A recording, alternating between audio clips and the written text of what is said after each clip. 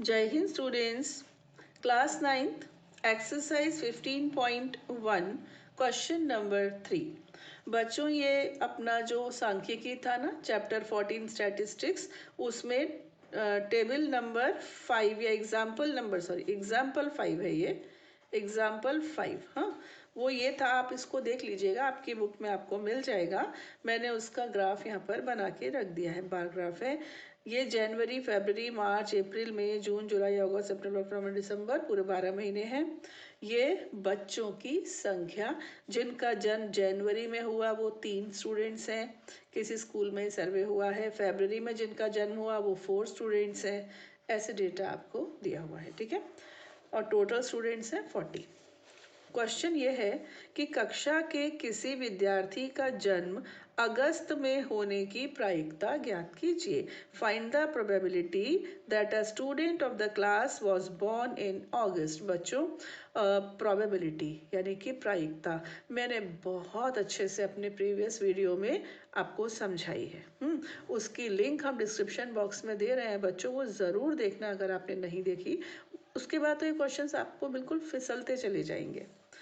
तो आपके favourable events यानी कि अनुकूल परिस्थितियां, यानी कि अगस्त में जितने बच्चों का जन्म हुआ है, जितने बच्चों के बर्थडे आते हैं अगस्त में, उनकी संख्या पहले लिख लें हम एक जगह पर, है ना।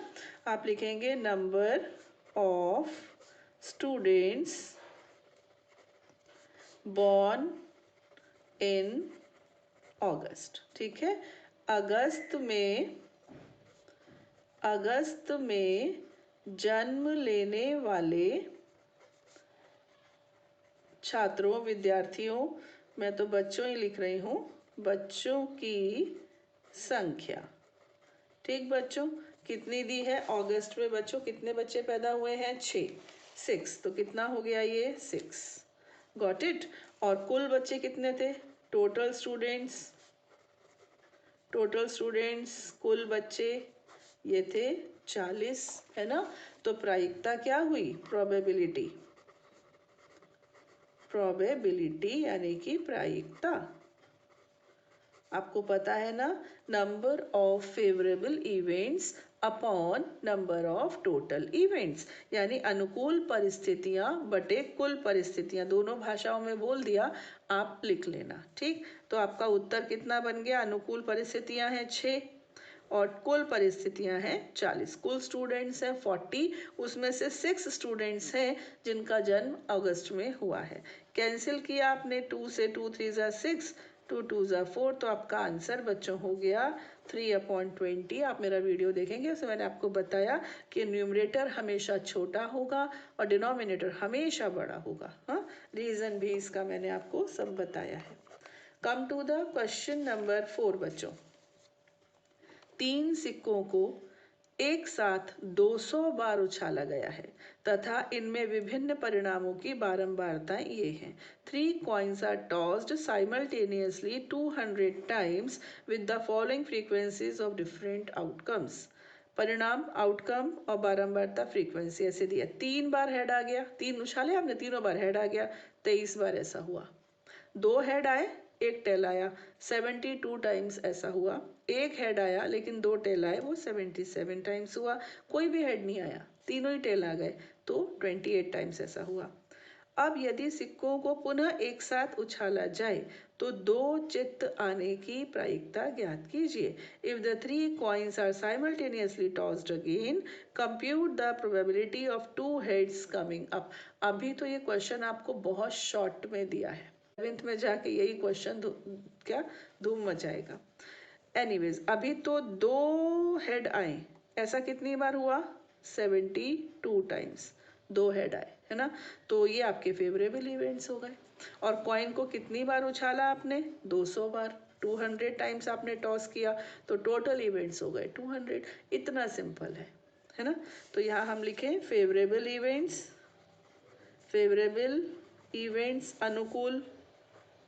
अनुकूल परिस्थितियाँ, ठीक है। लिखा कम, बोला ज़्यादा मैंने। हाँ, कितनी है? 72। और टोटल यानी कि कुल उछाल, कुल ट्रायल या कुल टॉस कितने हुए? 200, है ना। तो आपका जो प्रोबेबिलिटी होगी इसको मैं ए मान लूँ, प्रोबेबिलिटी ऑफ इवेंट ए, है ना, ऐसे लिख दिया, प्रोबेबिलिटी ऑफ इवेंट ए, ऐसे कुछ भी लिख दिया, ए ले लिया इसको, तो हो जाएगा 72/200। ठीक है बच्चों, ये 8 से डिविजिबल है डायरेक्ट, 8 से। अगर आप चाहो तो पहले 2 से कर लो, फिर 2 से कर लो, फिर 2 से कर लो, आप चाहो तो पहले 4 से कर लो, चाहे जैसे। मैं डायरेक्ट 8 से कर रही हूँ। ठीक है, 8 9 72, 8 2 16, बचा 4, 40 हो गया, 8 5 40। तो बच्चों आपका आंसर आ गया 9/25। देखो 9 छोटा है, 25 बड़ा, यानी कि न्यूमरेटर छोटा है और डिनोमिनेटर बड़ा है। Come to the question number 5। इसके 3 पेज हैं, 3 शायद 4 ही हैं। इसको पहले मैं एक साथ लिख लूँ, रख लूँ, फिर मैं आपको समझाती हूँ। Here is the question number 5। एक कंपनी ने यदृच्छया यानी कि रैंडमली 2400 परिवार चुनकर एक घर की आय स्तर और वाहनों की संख्या के बीच संबंध स्थापित करने के लिए उनका सर्वेक्षण किया। एकत्रित किए गए आंकड़े नीचे सारणी में दिए गए हैं। An organisation selected 2400 families at random and surveyed them to determine a relationship between income level and the number of vehicles in a family. The information gathered is listed in the table below। ये देखो, ये table है। पहले हम table को थोड़ा सा study करते हैं। मंथली इनकम 7,000 से कम एक ग्रुप बना दिया। 7,000 से 10,000 के बीच का एक दूसरा ग्रुप बनाया है। 10,000 से 13,000, 13,000 to 16,000 और 16,000 या इससे अधिक। अब वो अपर लिमिट इन्होंने नहीं रखी है, कितना भी। प्रति परिवार वाहनों की संख्या, नंबर ऑफ व्हीकल्स पर फैमिली, एक भी व्हीकल नहीं है ऐसी। इस कैटेगरी की 10 फैमिलीज हैं। इस कैटेगरी में एक भी ऐसी फैमिली जिसके पास कोई भी व्हीकल ना हो, ये डेटा दिया हुआ। एक व्हीकल है ऐसी इतनी इतनी इतनी इतनी फैमिलीज हैं। 2 व्हीकल रख रखे हैं तो इतनी है। 2 से अधिक है, जैसे घर में बड़े लोग 4 हैं और सभी लोग अपने अपने काम पर जाते हैं, तो ये 4 गाड़ियां हैं। जो भी मैं इन सब में नहीं पढ़ रही हूँ कि क्यों रखी, बाकी ये सर्वेक्षण हुआ और ये डेटा उनके पास आया। तो टेबल की ज़रूरत तो मुझे क्वेश्चन सॉल्व करते समय होगी, इसको मैं यहीं रख रही हूँ।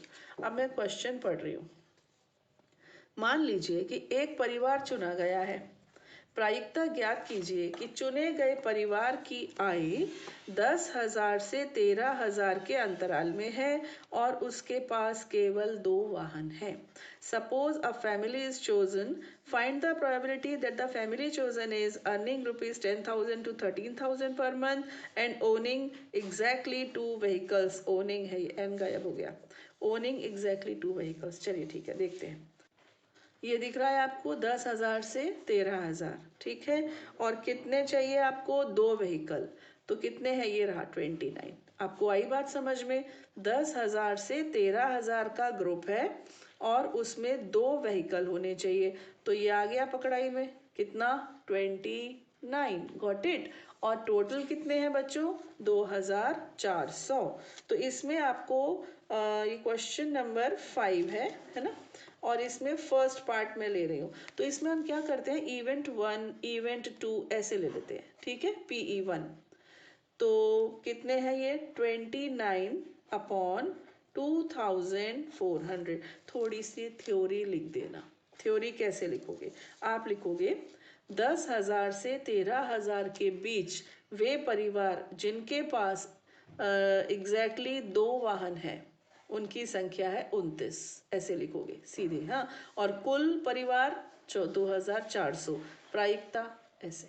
ठीक है, इंग्लिश वाले क्या लिखेंगे?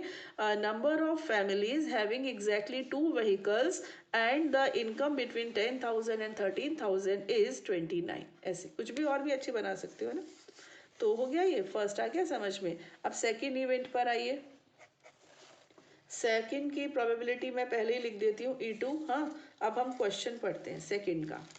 सेकंड ये है, अभी एक सेकंड मैं इसको सेट कर लूँ, आपको अच्छे से दिखाई दे जाए। ओ माय गॉड, ये रहा। ठीक है, की आय, परिवार की, है ना, परिवार की आय प्रति माह 16,000 या इससे अधिक है और उसके पास केवल एक वाहन है, अर्निंग ₹16,000 और more per month and owning exactly one vehicle, तो 16,000 से अधिक और एक व्हीकल, कितने हैं बच्चों? 579।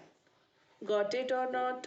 आया समझ में? 16,000 से ज्यादा उनकी इनकम है और उनके घर में एग्जैक्ट एक वाहन है। तो थ्योरी आप लिखेंगे, क्योंकि थ्योरी बच्चों अगर मैं लिखने बैठूँ ना तो बहुत लंबा वीडियो हो जाएगा और वो यूजलेस है। आप स्वयं लिख सकते हो, जो मेरे करने लायक है वो मैं कर रही हूँ। सेकेंड पार्ट भी हो गया। Come to the part number 3। परिवार की आय 7,000 प्रति माह से कम है और उसके पास कोई वाहन नहीं है, अर्निंग लेस देन ₹7,000 पर month and does not own any vehicle, तो एक भी व्हीकल नहीं है। ऐसी कितनी फैमिलीज हैं? 10। ठीक, आई बात समझ में? 7,000 से कम तनख्वाह है और एक भी व्हीकल नहीं है।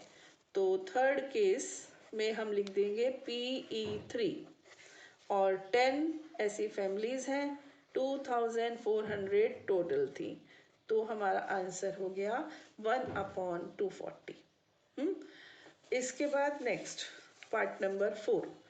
आय, परिवार की आय 13,000 से 16,000 के अंतराल में है और उसके पास 2 से अधिक वाहन हैं, अर्निंग ₹13,000 to 16,000 पर month and owning more than 2 vehicles. तो इजी है ना बच्चों? आपको मतलब अब मेरी हेल्प की भी ज़रूरत नहीं लग रही होगी। 13 से 16 के बीच में हो और 2 से अधिक वाहन हो, तो 2 से अधिक वाहन ये 25 फैमिलीज हैं ऐसी। तो आपका PE4 हो गया 25/2400। 5 5s are 25, 5 4s are 20, 5 8s are 40, 0, 5 1s are 5, 5 9s are 45, 5 6 are 30। तो बच्चों ये आंसर आ गया 1/96। ठीक, अब लास्ट, जिसके पास एक से अधिक वाहन नहीं है, owning not more than one vehicle.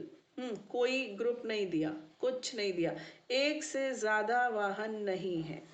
तो एक से ज्यादा वाहन नहीं है यानी कि या तो एक भी नहीं है या एक है, दो नहीं है, दो से ज्यादा नहीं है, ये पूरा टोटल आएगा इसमें। ये देखो, ये एक से ज्यादा वाहन नहीं है यानी एक वाहन वाले भी आएंगे, एक भी वाहन नहीं है वो भी आएंगे, लेकिन ये नहीं आएंगे। इतनी सी बात है। ठीक है, तो चलिए इन सब का हम टोटल लगाते हैं। 2 3 4 तो हो गए बच्चों 14। 2 3 4 14 हो गए। हाँ, इधर आ जाओ। 9 और 9 18 और 10 28, 8 हासिल आया, 2 6 और 2 8, 3 11 6 17 7 24, 2 3 3 6 5 11 4 15 4 15 5 20, 2048। इसमें हम ऐड कर देते हैं 14। कितना हो जाएगा ये? फिफ्थ पार्ट PE5 ऐड करते हैं, 8 और 4 12, 4 और 1 5 और 1 6, ये आ गया 2062/2400। इसको हम कैंसिल किया, 2 ये आ गया आपका 1031 और बच्चों ये आ गया 1200। तो 1031/1200 इज द लास्ट ऑप्शन और लास्ट आंसर। ठीक है, फिफ्थ भी हुआ। Now come to the question number 6। ये रहा, here is the question number 6। इसमें उन्होंने कहा कि स्टैटिस्टिक्स जो चैप्टर था ना 14, उसकी टेबल 14.7 बना लो, ऐसा बोला। तो बच्चों मैंने बना ली। इसमें क्या है, मार्क्स दिए हैं बच्चों के मैथ सब्जेक्ट में, 0 से 20 मार्क्स हैं 7 बच्चों के, 20 to 30 हैं 10 के, ऐसे दिया हुआ है। ठीक, और ये 70 और 70 से ज़्यादा 100 का होगा शायद, मुझे लगता है। और टोटल स्टूडेंट्स कितने हैं? 90। समझो 3 सेक्शंस लिए उन्होंने। टेबल की ज़रूरत अभी हमें पड़ेगी, पहले क्वेश्चन पढ़ लें। क्वेश्चन ये है, गणित की परीक्षा में एक विद्यार्थी द्वारा 20% कम अंक प्राप्त करने की प्रायिकता, 20% से होगा ज़रूर यहाँ पर, 20% से find the probability that a student obtained less than 20% in the mathematics test. 20%, देखो परसेंट, परसेंट को क्या बोलते हैं? परसेंट, है ना। हिंदी में क्या बोलते हैं? प्रतिशत। शत मतलब शतक लगता है ना, शतक कितने का होता है? 100। सेंट मतलब 100।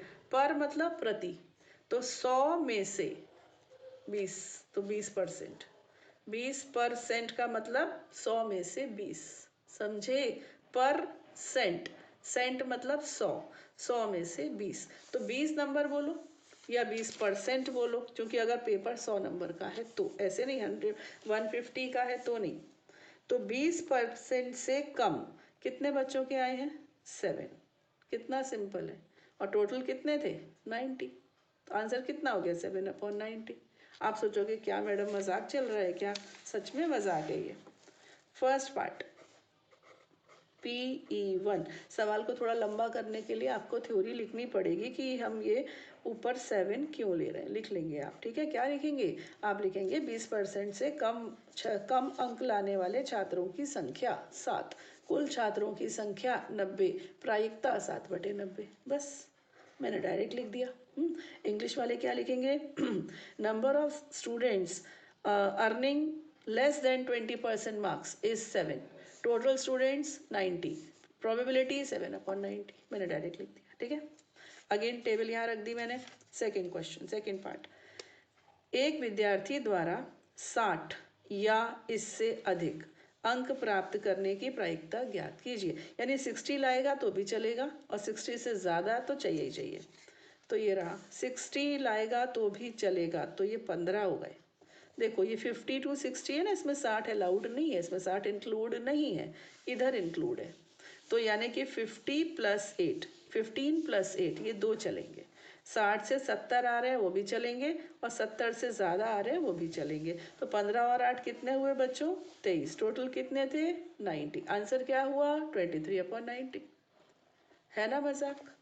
तो अब आप यहाँ पर सेकेंड पार्ट में लिख लीजिए PE2। ये हो जाएगा 15 + 8/90, दैट इज 23/90। ठीक। और इसको थ्योरी में पहले ऐसे नहीं लिखना, पहले इसको लिख लेना वर्ड्स में। 60 या 60 से अधिक अंक लाने वाले छात्रों की संख्या 15 + 8 = 23। Number of students owning more than 60 or more than 60 marks is 15 + 8 = 23. Total students 90, probability 23/90. That's all. Question number 6 भी संपन्न हो गया। अब आ जाइए क्वेश्चन नंबर 7 पर। आप देख रहे हो ना मैं कितनी मेहनत करती हूँ आपके लिए, है ना। आप भी करना। सांख्यिकी के बारे में विद्यार्थियों का मत जानने के लिए 200 विद्यार्थियों का सर्वेक्षण किया गया। उनसे पूछा गया कि आपको सांख्यिकी पसंद आई कि नहीं आई, यानी स्टैटिस्टिक्स। प्राप्त आंकड़ों को नीचे दी गई सारणी में लिख लिया गया है। मैंने अगले पेज पर बनाई है table. To know the opinion of the students about the subject statistics, a survey of 200 students was conducted. The data is recorded in the following table. ये रही टेबल। 135 बच्चों को पसंद आई, 65 बच्चों को नहीं पसंद आई। तो ये दिया, टेबल बना दी।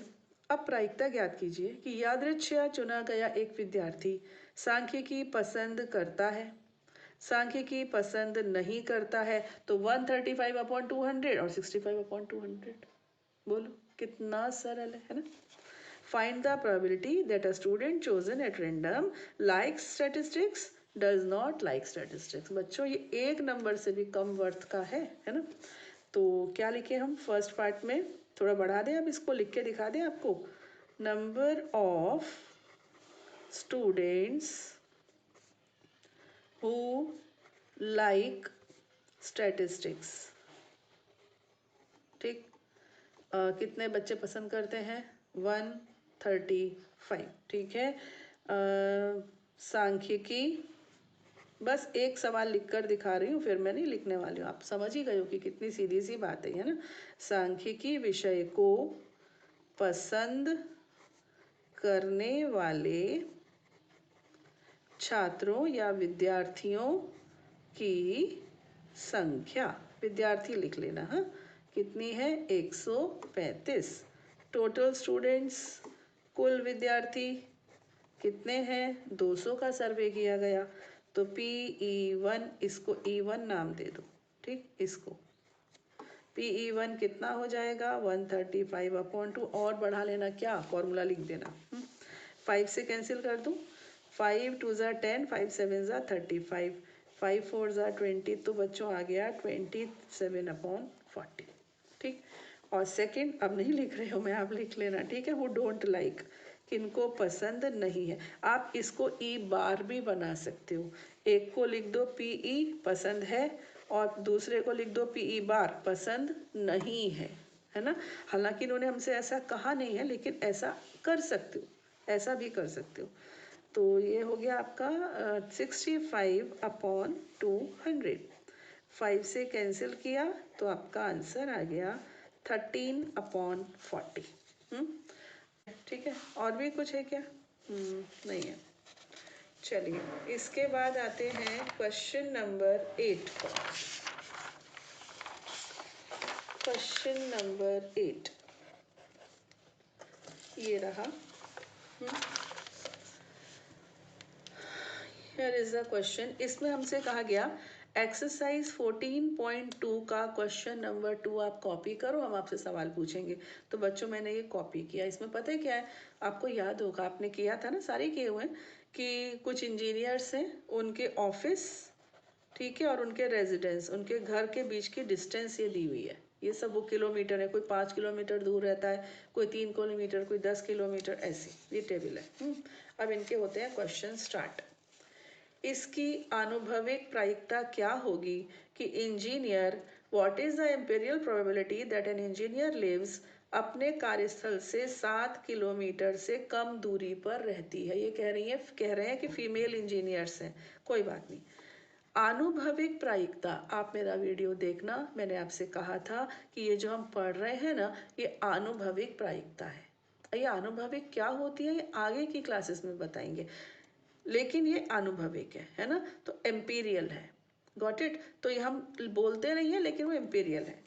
तो 7 किलोमीटर से कम दूरी पर कितनी इंजीनियर्स रहती हैं? काउंट करें आप और हम, साथ साथ करते हैं। 1 हो गई, 2, ये नहीं आएगी, 7 से कम बोल रहे हैं। 2 के बाद ये रही 3, फिर 4 5 6 7 8 9 इंजीनियर हैं जो कम उनके पास रहती है। और टोटल कितनी है? मैंने देखा निशात 40 है। 1 2 3 4 5 6 7 8 9 10, 1 2 3 4 10 4 ज़ा 40, टोटल 40 है, ठीक है। और अभी मैंने कितनी काउंट करी थी? मैंने काउंट करी थी 9। तो लिख लेंगे 7 किलोमीटर से कम दूरी पर रहने वाली इंजीनियर्स की संख्या कितनी है? 9। और कुल कितनी है? 40 इंजीनियर्स हु लिव्ड, इंग्लिश में देख लें क्या इन्होंने लिखा है, less than 7 kilometres from there THEIR there work place. हो गई 9 और टोटल हो गई 40। बच्चों अब मैं हर एक में नहीं लिखने वाली हूँ, लैंग्वेज देखकर आप लिख लेना। हाँ, तो PE1 हो गया 9/40, ठीक। ये फर्स्ट पार्ट था। Come to the second part. अपने कार्यस्थल से 7 किलोमीटर या इससे अधिक दूरी पर, कितनी सिंपल सी बात है, टोटल कितनी है? 40। उसमें से 9 कैसी हैं? जो 7 से कम दूरी पर रहती हैं। तो बची कितनी? 31, है ना। और 31 कहाँ रहती है? जिनकी डिस्टेंस 7 किलोमीटर ज़्यादा है। तो अब तो मुझे लिखना ही पड़ेगा 7 या उससे 7 किलोमीटर या उससे अधिक दूरी पर रहने वाली इंजीनियर्स की संख्या होगी 40 माइनस 9 दैट इज 31। अब या तो आप बचे हुओं को काउंट कर लो और नहीं तो इसको माइनस कर दो। तो स्मार्ट तरीका तो यही है कि माइनस कर दो, है ना। तो अब इंग्लिश में भी लिख लेना बच्चों यहाँ से देखकर कि number of engineers who live more than और equal to 7 kilometres from their work place, ठीक है ना, place of work. Number of engineers who live, ठीक है। तो हो जाएगा अब ये आपका PE2 होगा 31/40, ठीक है। Now part number 3। अपने कार्यस्थल से आधा किलोमीटर या इससे कम दूरी पर, with in half kilometre from her place of work. तो आधा किलोमीटर से कम तो कोई दिख नहीं रही है, तो कितनी है आप लिख लेंगे जो भी इन्होंने लैंग्वेज लिखी है। कितनी है? 0, एक भी तो नहीं रहती है। तो प्रोबेबिलिटी 0/40 यानी कि 0। हमने आपसे कहा था मिनिमम प्रोबेबिलिटी 0 होती है। अब 2 एक्टिविटीज दी हैं। क्रियाकलाप, अपने विद्यालय के गेट के सामने से एक समय अंतराल में गुजरने वाले 2 पहिया, 3 पहिया और 4 पहिया वाहनों की बारंबारता लिख लीजिए। आप द्वारा देखे गए वाहनों में से किसी एक वाहन का 2 पहिया वाहन होने की प्रायिकता ज्ञात कीजिए। तो स्कूल में तो छोड़ो, घर पे बैठकर देख लेना। अपनी खिड़की से या कहीं से 1 घंटा या आधा घंटा कोई भी टाइम निश्चित कर लेना और वहाँ पे ऐसे टेबल बना के रखना ना, जैसे ये है यहाँ पर टेबल बना के रखना। 2 व्हीलर्स, 3 व्हीलर्स और 4 व्हीलर्स, है ना। एक निकला, एक लगा दिया, दूसरा निकला फिर लगा दिया, तीसरा निकला, चौथा निकला, जब 5वां निकला तो कट लगा दिया। 3 पहिए का होते हैं ना ऑटो वगैरह, है। 4 व्हीलर्स देख लो ऐसे। तो बनाते जाओ टेली मार्क्स से, टेबल तैयार हो जाएगी। Note the frequency of 2 wheelers, 3 wheelers and 4 wheelers going past during a time interval in front of your school gate. Find the probability that any one vehicle out of the total vehicles you have observed in a 2 wheeler, ठीक है। अब मान लीजिए 2 पहिए वाले 20 वाहन निकले, 3 पहिए वाले 10 वाहन निकले और 4 पहिए वाले 15 वाहन निकले। तो 20 और 10 30 और 30 और 15 45, टोटल 45 वाहन, समझो आधे घंटा जो भी आपने टाइम निश्चित किया, निकले। 2 व्हीलर की प्रोबेबिलिटी क्या होगी? 20/45, 3 व्हीलर की 10/45 और 4 व्हीलर की 15/45। जो कैंसिल हो रहे हैं उनको कैंसिल कर दो, तीनों ही हो रहे हैं। ये हो गया अपना। एक्टिविटी थी बच्चों, इसको मैं कुछ नहीं कर सकती हूँ, it was just an activity. Third क्रियाकलाप है, 10th क्वेश्चन में है, आप अपनी कक्षा के विद्यार्थियों से एक 3 अंक वाली संख्या लिखने को कहिए। आप कक्षा से एक विद्यार्थी को यादृच्छिया चुन लीजिए। इस बात की प्रायिकता क्या होगी कि उसके द्वारा लिखी गई संख्या 3 से भाज्य है। याद रखिए कि कोई संख्या 3 से भाज्य होती है यदि उसके अंकों का योग 3 से भाज्य हो। एक्टिविटी है, ask all the students in your class to write a 3-digit number. Choose any student from the room at random. What is the probability that the number written by her or him is divisible by 3? Remember that a number is divisible by 3 if the sum of its digits is divisible by 3. इसमें आप क्या करो, अपने friends को बोलो कि अपना अपना नंबर एक एक लिखो। सब लोग अपना 3 डिजिट का नंबर लिखो। किसी ने लिख दिया 235, किसी ने लिख दिया 351, किसी ने लिख दिया 708, कुछ भी, सब ने लिख दिया, ठीक है। अब अचानक आप एक बच्चे को बोलो, खड़े हो जाओ, और बोलो कि तुम्हारा नंबर 3 से डिविजिबल है कि नहीं है, उसकी प्रोबेबिलिटी बताओ। तो पहले तो आपकी क्लास में जितने भी बच्चे हैं आप उन सब से लेके रख लो, डेटा कलेक्ट करो सबसे। हाँ, उसके बाद आपको पता है ना कोई नंबर 3 से डिविजिबल कब होता है? जब उसके डिजिट्स का सम 3 से डिविजिबल हो। जैसे कि 3 + 2 5 + 5 10, तो ये 3 से विभाज्य नहीं है। 5 और 1 6, 3 9, ये 3 से विभाज्य है, करके देख सकते हो। 7 और 8 15, ये भी 3 से विभाज्य है। ठीक है। तो जैसे कि आपकी क्लास में 30 बच्चे हैं, आपके पास 30 नंबर आ गए 30 नंबर।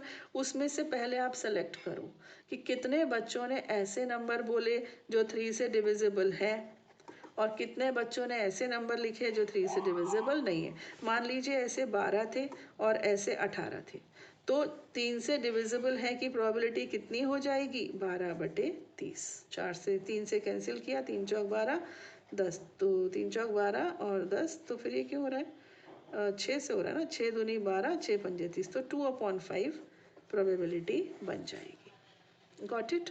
तो ये काम आपको ऐसे करना पड़ेगा, पहले उन सब का डेटा लेना पड़ेगा, फिर उसमें से पहले खुद काउंट करो कि कितने 3 से डिविजिबल वाले नंबर्स आए, कितने नॉन डिविजिबल आए। अब तुम अचानक एक बच्चे को खड़े करके पूछो, भैया तुम अपना नंबर बताओ, तुमने क्या बोला था, फिर उसकी पता चल जाएगा कि प्रोबेबिलिटी क्या है। समझ में आ गया? इस तरह से ये एक्टिविटी करेंगे। चलिए, इसके बाद है क्वेश्चन नंबर 11। आटे की उन 11 थैलियों में जिन पर 5 kg अंकित है, वास्तव में आटे के निम्नलिखित भार kg में है। एक्चुअली बच्चों 5 किलो की है, लेकिन कुछ ग्राम, मिलीग्राम, कुछ ग्राम जो है ना, वो आटा कम या ज़्यादा हो ही जाता है ना। तो ये डेटा है, एक्चुअली बोला 5 है लेकिन कुछ कम कुछ ज़्यादा चल रहा है। यदृच्छया चुनी गई एक थैली में 5 किलोग्राम से अधिक आटा होने की प्रायिकता, ये लिखना ही भूल गई हूँ, प्रायिकता ज्ञात कीजिए। हाँ, 11 bags of wheat flour each marked 5 kg actually contained the following weights of flour in kg, ये सब दिया हुआ है। और क्वेश्चन ये है कि find the probability that any of these bags chosen at random contains more than 5 kg of flour। ठीक, 5 किलो से ज़्यादा। तो यहीं पर करूँ चेक, क्वेश्चन नंबर 11। 5 से ज़्यादा बच्चों, 1, 1, 2, 3, 4, ये नहीं आएगा, 4, 5, 6, 7, 7 आ गए। और कितनी थैलियाँ थी? 11। तो प्रोबेबिलिटी क्या हो गई? प्रोबेबिलिटी हो गई 7/11। सिंपल, आया समझ में? कितना सिंपल था ये तो। अब आते हैं क्वेश्चन नंबर 12 पर। पार्टिकल्स पर मिलियन में सल्फर डाइऑक्साइड का सांद्रण, बच्चों ये एक्सरसाइज 14.2 का क्वेश्चन नंबर 5 है, आपको याद होगा, ये आपको मैंने कराया है। तो ये आपको टेबल दी हुई है, ये स्टूडेंट्स है कितने, sorry sorry sorry sorry sorry students नहीं है, ये दिन की संख्या, डेज, नंबर ऑफ डेज हैं। कितने दिन ऐसा हुआ कि ये कॉन्सेंट्रेशन था? 9 दिन ऐसा था कि 0.04 और 0.08 के बीच में पार्टिकल्स पर मिलियन थे। ये डेटा है। 30 दिन यानी किसी एक महीने का सर्वेक्षण किया गया है। ठीक, आगे क्वेश्चन क्या है? इस सारणी की सहायता से इनमें से किसी एक दिन अंतराल 0.12, 0.16 में सल्फर डाइऑक्साइड के सांद्रण होने की प्रायिकता ज्ञात कीजिए।